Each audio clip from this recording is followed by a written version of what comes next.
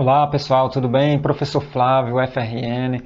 Mais uma aula aqui sobre o Teorema das Correntes de Malha. Irei falar agora de um caso especial, no caso que consiste em uma supermalha, ok? Vamos lá. Vamos considerar esse circuito aqui, certo? Quem não assistiu às videoaulas passadas, temos uma videoaula sobre esse método, ok? Das correntes de malha. Então essa daqui é uma segunda videoaula sobre o tema. Vamos lá, é o caso especial que eu falei, uma supermalha. Pessoal, uma supermalha é bom para esse método. Uma supermalha, ele vai diminuir uma equação, então ele vai deixar o equacionamento mais simples, certo? E uma supermalha acontece em que ocasião? Uma supermalha acontece quando você tem uma fonte de corrente entre duas malhas. Simples, é só isso. Se você tiver uma fonte de corrente entre duas malhas, isso é muito bom, porque isso vai diminuir uma equação para vocês, certo? Então, considerando aqui esse circuito, e seguindo o algoritmo que foi dado na última aula, temos que seguir aqui alguns passos, ok? Então, o primeiro passo é, vamos lá. Primeiro, quais são as correntes de ramo? Nós temos aqui as correntes de ramo desse circuito. Veja, lembrando, né, que o teorema das correntes de malha, ele vai retornar as correntes de malha, mas ao final precisamos das correntes de ramo. Então, se não tem bem definido, você pode escolher aleatoriamente. Por exemplo, eu considerei a corrente IR1 como sendo a primeira corrente de ramo, que passa pelos componentes V1 e R1. A corrente que passa em R2 eu chamei de IR2.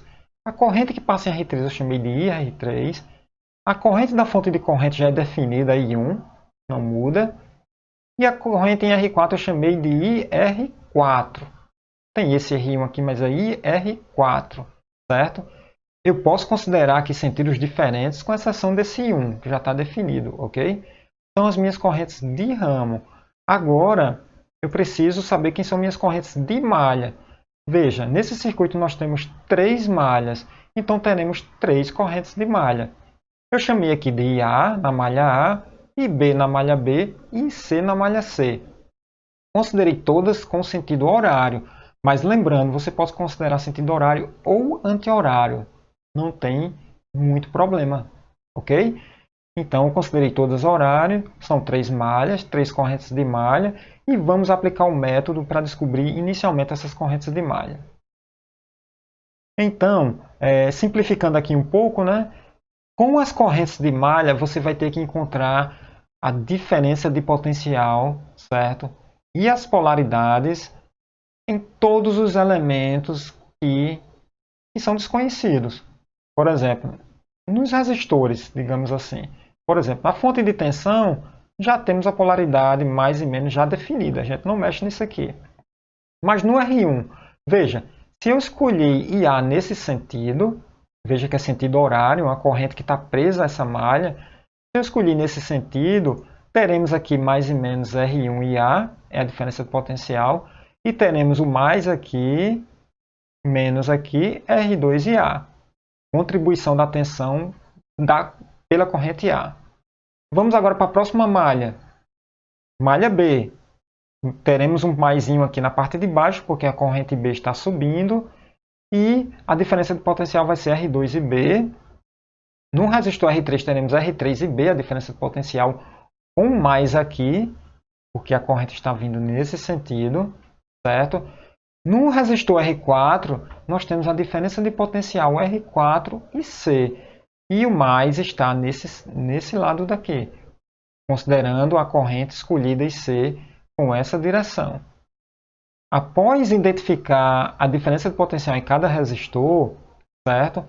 Temos aqui um pequeno problema. Qual é a diferença de potencial nessa fonte de tensão, de corrente? Eu não sei. Isso daqui, inicialmente, pode ser um problema. Vamos discutir um pouquinho mais sobre isso. Como eu falei, eu preciso da diferença de potencial em todos os elementos. Agora, eu vou avaliar malha por malha e aplicar a lei de Kirchhoff das tensões, certo? Na primeira malha, considerando a corrente aqui no sentido horário, vou destacar aqui a primeira polaridade de cada elemento. Então, teremos aqui menos V1 mais R1IA mais R2IA menos R2IB. Essa é a nossa primeira equação. Isso tudo é igual a zero. Lei de Kirchhoff das tensões na malha A. Vamos para a malha B. Na malha B temos aqui a diferença de potencial nos dois resistores, mas não temos a diferença de potencial nessa fonte de corrente, certo? Então, podemos até considerar uma diferença de potencial fictícia, mas isso vai injetar uma equação, isso vai injetar uma variável a mais. Isso é um problema. Já na malha C também temos um problema. Tem um elemento aqui, a fonte de corrente, sem potencial, certo? Mas usando o conceito de supermalha, pessoal, a gente nem precisa olhar para essa fonte de corrente.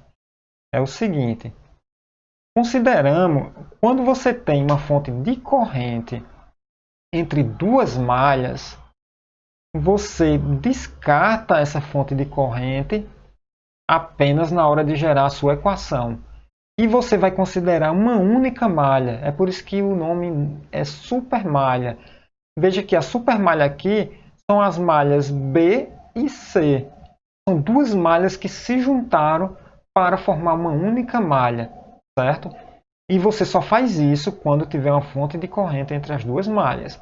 E aí você aplica a lei de Kirchhoff das correntes nessa supermalha.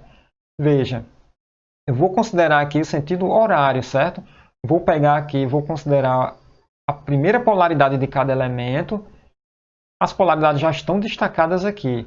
Como é o sentido horário, eu teria aqui, ó, mais R2IB menos R2IA mais R3IB mais R4IC.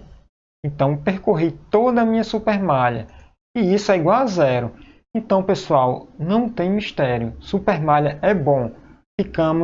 Transformamos duas malhas em apenas uma malha. Isso é bastante interessante aqui. Por quê? Porque nós temos aqui duas equações, ok? De malhas. Só que temos um pequeno problema aqui. Temos duas equações, mas temos três variáveis. As variáveis são sempre as correntes de malha. Por exemplo, IA, IB e IC. Mas temos duas equações. Não dá para resolver o circuito dessa forma. Porém, aí você retorna aqui, certo? A fonte de tensão que você desprezou para formar a supermalha, ela tem uma formação importantíssima. Olha, I1 é uma corrente que sobe. Então, I1 é igual a IC menos IB. Essa é a informação que a gente precisava, porque com essa informação a gente elimina uma variável de malha. Por exemplo, você pode escrever aqui IC é igual a I1 mais IB. E substitui nessas duas equações e você elimina o IC dessas duas equações. Então você vai ficar com duas variáveis, duas equações, duas variáveis, certo? E a partir de agora é só matemática, você consegue resolver esse sistema de duas equações. Depois que substituir essa informação aqui, são duas equações, como eu falei, um sistema com duas equações, você vai resolver e ao final de tudo você vai achar aqui, certo? Os valores de A e B e C, que são as correntes de malha. Então veja que uma supermalha, como eu falei, é muito bom para esse método. Depois de calcular as correntes de malha, você vai comparar as correntes de malha com as correntes de ramo e vai calcular as correntes de ramo.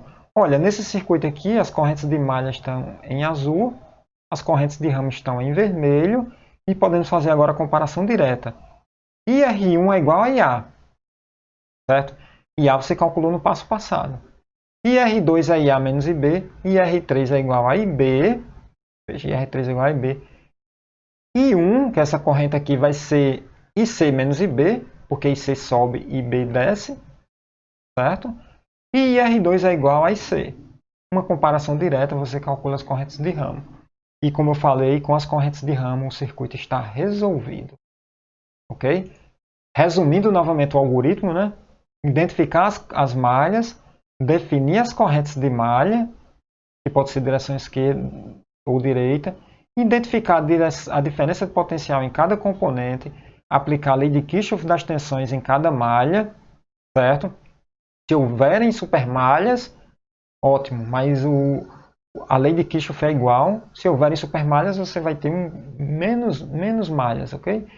Calcular as correntes de malha e depois calcular as correntes de ramo, ok? É isso, pessoal. Não esquece de assistir a aula anterior, ok? A aula anterior eu falo sobre esse método de uma forma bem simples, ok? Essa aula de hoje foi um caso particular da supermalha e é isso, pessoal. Não esquece de se inscrever no canal, dá um like aí se você gostar, compartilha com os amigos e teremos mais aulas aí sobre esse assunto. Fiquem aí ligados, ok? Bom, é isso. Até em breve, pessoal.